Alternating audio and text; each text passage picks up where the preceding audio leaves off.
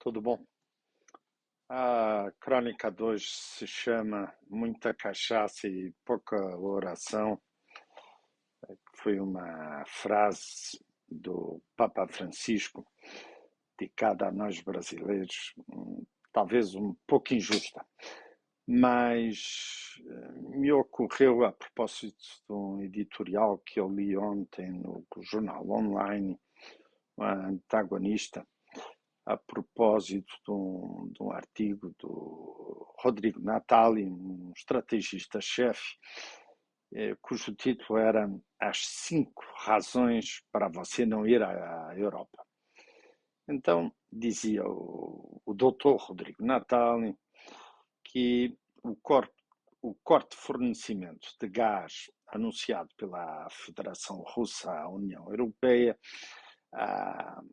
iria ter implicações, como se esta commodity, este bem, só fosse fornecido pela Rússia, não houvesse outros fornecedores de gás e de energia à União Europeia.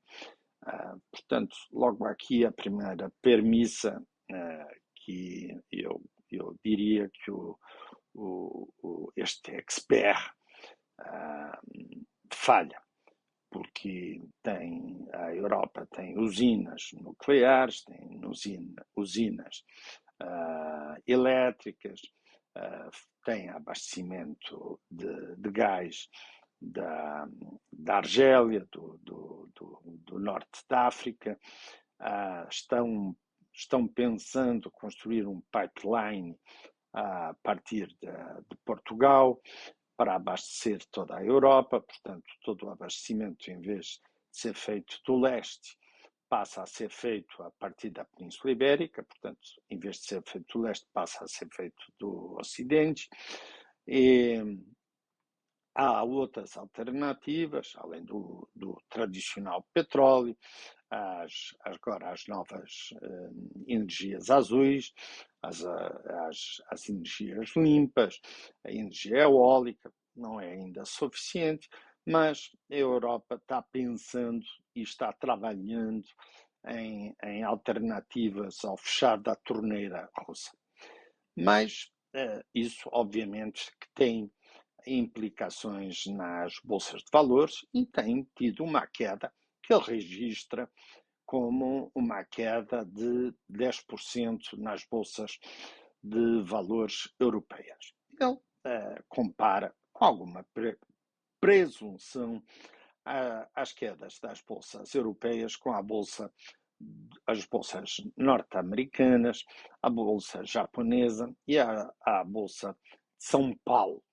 Bom, não é bem a mesma coisa, por muito que eu goste do Brasil, mas estar a comparar a nossa bolsa à bolsa, à Wall Street, não é bem a mesma coisa. Mas o mais grave é quando ele diz que este apocalipse é resultado da invasão da Ucrânia, mas principalmente das posturas tomadas pelos políticos europeus que escalaram o conflito, abrindo espaço para consequências incertas. Eu só lamento que, tendo escrito ainda por cima este parágrafo a negrito, um graduado como ele, tendo um MBA pela Fundação Getúlio Vargas, o doutor Rodrigo Natali não nos tenha esclarecido, porque eu tinha muita curiosidade de saber que posturas é que fizeram escalar, quais são estas posturas a que ele se refere, porque eu não sei que posturas é que o doutor Natali se refere, que fizeram o Vladimir Putin a invadir a Ucrânia. Eu tenho alguma curiosidade e tenho pena que ele não tenha esclarecido os leitores do antagonista. Enfim, mas passemos então aos tais 5 motivos que o Dr. Natali invoca para que nós, brasileiros, não visitemos a Europa. O primeiro, diz ele, é o preço das coisas. Diz ele que tem havido agora uma alta da inflação, a maior alta de inflação na Europa dos últimos 40 anos, rondando os 9,2%, o que é verdade. É verdade, efetivamente, a inflação da zona euro chegou no último mês de julho aos 8,9%, portanto, praticamente aos 9,2% que o Dr. Natali está falando. Muito motivada pelo aumento dos preços dos produtos energéticos, do gás e do petróleo, e também do álcool e do tabaco, mas também dos bens industriais e dos bens alimentares.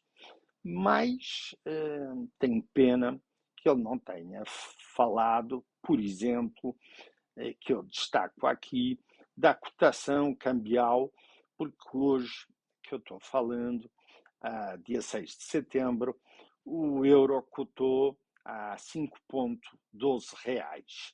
E isso o Dr. Natálio, o Dr. Rodrigo Natali, esqueceu de mencionar. O que é natural, porque, tanto quanto sei, ele vive em São Paulo e estamos falando de 11.800 quilómetros para Moscou.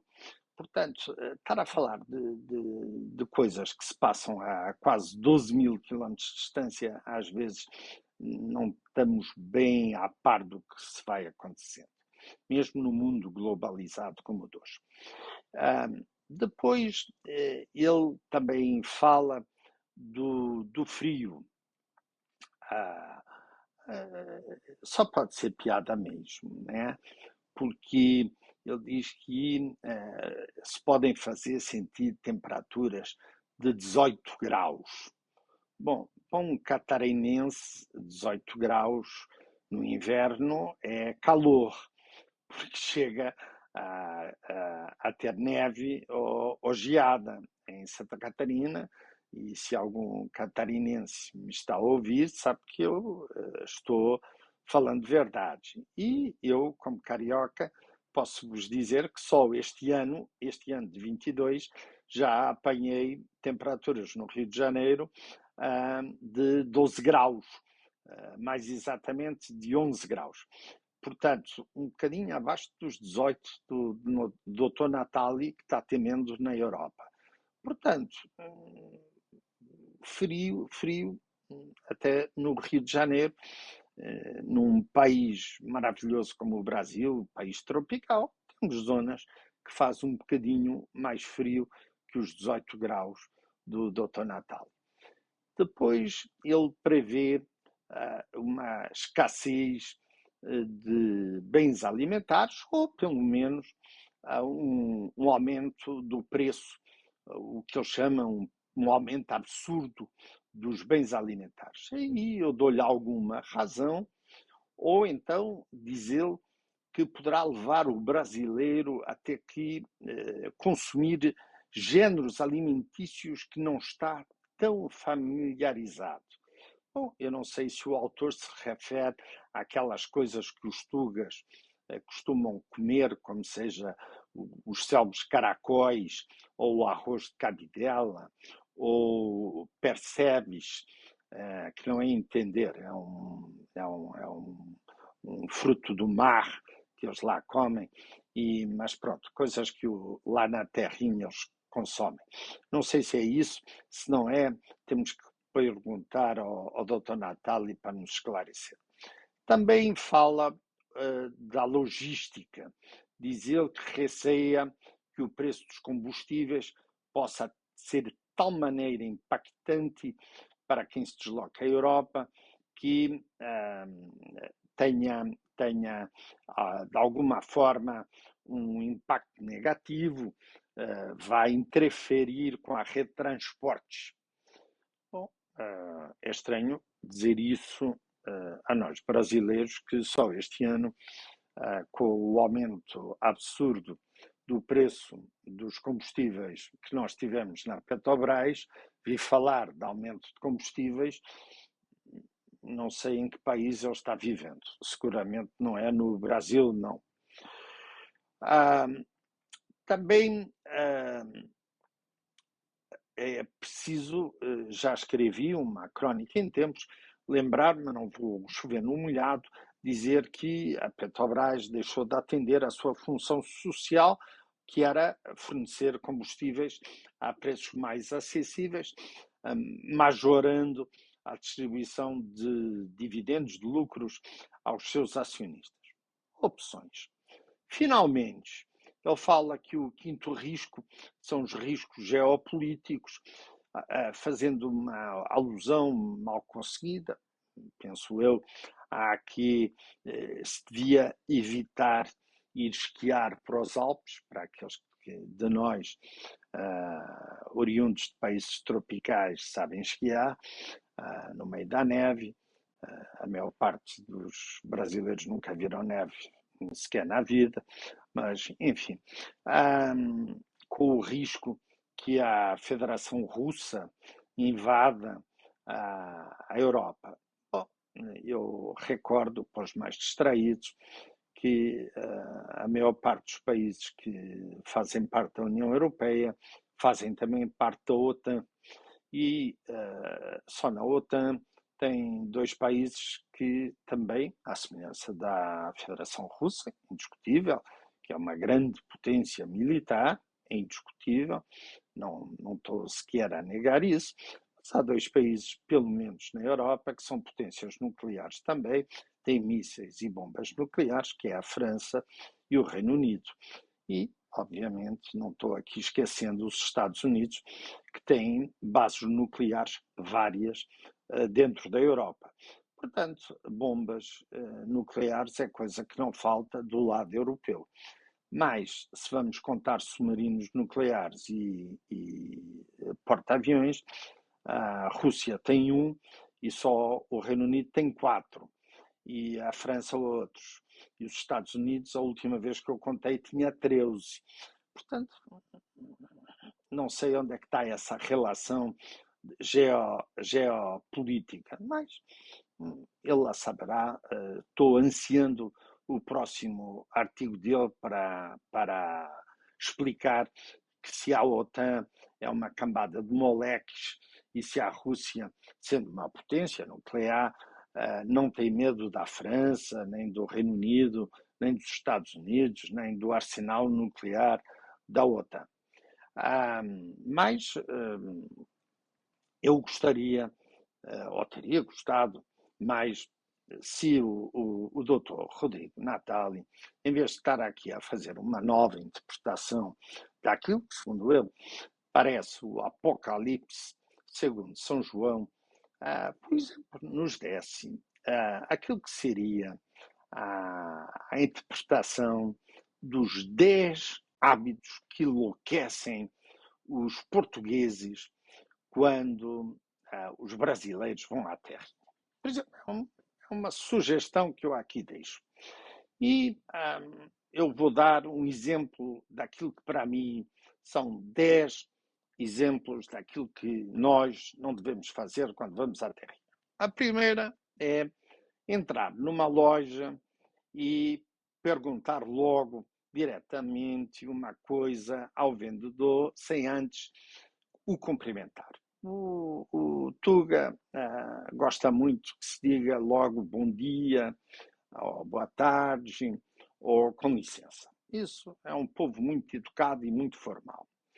A segunda é chegar a um restaurante e ir-se logo sentar, antes de ser recepcionado por alguém à porta. Isso o português, como eu digo, é muito formal e gosta que quando uma pessoa chega no restaurante, venha o garçom e nos indique qual a mesa que nos está destinada.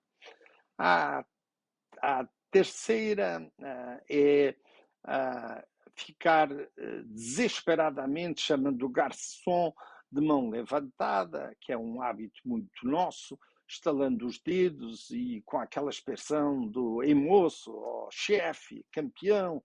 Um português não aprecia muito, não. Outra, já vamos na quarta, é o nosso claro que sim, vamos combinar, vamos fechar esse negócio, seguido de um sumiço sem dar satisfação. Quando se combina alguma coisa com português, é como se fosse papel assinado com assinatura em tabelião. É para cumprir mesmo. E eles ficam ofendidos se não for cumprido.